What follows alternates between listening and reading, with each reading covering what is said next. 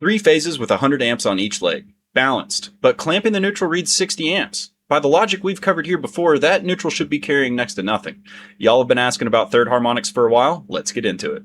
So what is a harmonic? Well, let's go back to a phase's sine wave. It hits its peak high and peak low 60 times a second here in the US, measured at 60 hertz. It might help if you think of it like a guitar string. I'm only playing one note, but there are overtones or other frequencies coming along for the ride.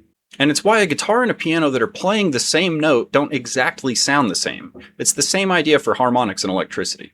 Our phase or note is at 60 hertz, and a harmonic is a wave riding along with it that swings multiple times faster.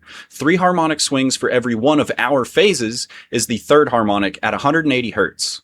And this peaky wave here is what electronics draw. Chargers, LED drivers, VFDs, anything with a rectifier up front that gulps current right at the peak. And every one of those peaky loads is shoving harmonics back onto your system. So what's all the fuss about the third harmonic? Well, your 3 phases are staggered 120 degrees apart, a third of a cycle, and balanced. That stagger is exactly why the neutral cancels at near 0 amps. But the third harmonic runs 3 times as fast, so 3 times 120 is 360 or a full lap. It comes back around to the same spot on all 3 phases. 3/3 dead in phase, and they don't cancel, they add. Same for the 9th, the 15th, any multiple of 3 or triplens. The 5th and 7th don't line up, so they still just cancel out. Now back to our bank, 100 amps per phase, and we'll call 20 amps of that third harmonic load. On the neutral, the fundamentals cancel and the triplens don't. 20 amps of triplens on each phase stacked to 60. 60 amps riding the neutral home at 180 hertz.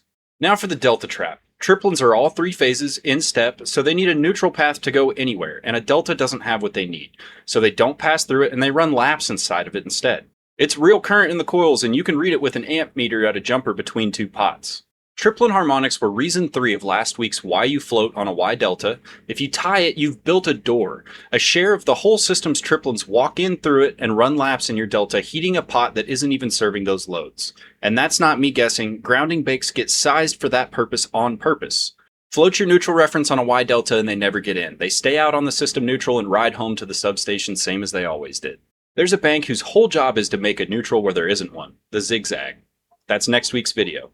Build these banks and meter them in my app, XFMR Lab. Stay safe, boys.